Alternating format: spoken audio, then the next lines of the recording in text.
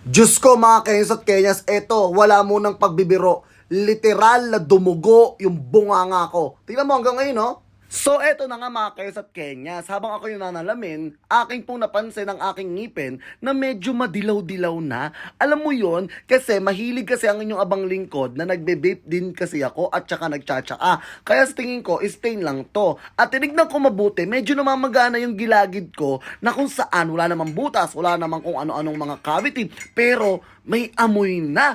Oo, kaya naman dali-dali akong nagpunta rito sa aking kakilala. Oo, dito lamang kasi sila located po sa Alguer Mall. Entrance 3 lang po yan. Ninanap ko lang yung office tower. Tapos pumunta na ako sa 8th floor, room number 835, ang Anytime Dental. Naku mga Kenyos at Kenyas, hindi na ako nagpatumpik-tumpik kasi alam naman ng lahat ng mga tao kung gaano kaganda ang ngipin ko. Kaya dapat inaalagaan ko kasi hindi na nga ako gwapo tapos mabaho pa yung bunganga ko. Paano yun? Ito nga, at kinausap ko na yung mga tao dito at may nakakita nga sa ating mga fan, hindi nga ako makapag-usap sa kanila kasi nga naaamoy ko yung aking junganga. Tapos guys, mga Kenyos at Kenyas, kinausap na ako ng doktor at tinignan niya ng aking gilagid at ngipin. Napag-alamanan ko mga Kenyos at Kenyas na hindi lang pala sapat ang pagtututbrush at paggagargel. Dapat din pala every 6 months nagkakaroon ka ng tinatawag nating deep cleaning or else masisiksik ang lahat ng mga residue, ang lahat ng mga dumi at bakterya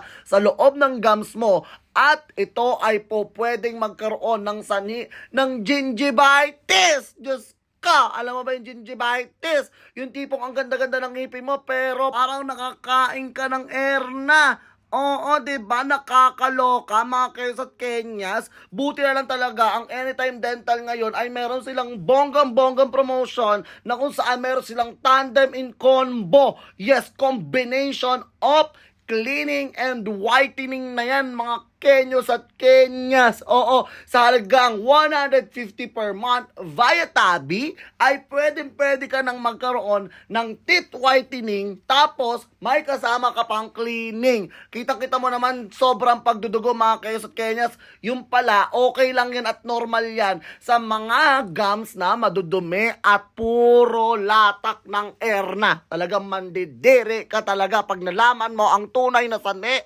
ng gums na namamaga. Katapos nga ng aking cleaning ay sinimulan na ang aking teeth whitening kaya naman bonggang-bongga naman talaga. O dito makikita natin yung before, dilaw na dilaw, tae-tae ngayon, pak! O, loko, sino ka dyan mga Kenyos at Kenyas talagang namumuti at pwede ka na mag sa katabi mo, diba? Kaya ano pang inaantay nyo, punta na kayo dito sa Anytime Dental, let's go!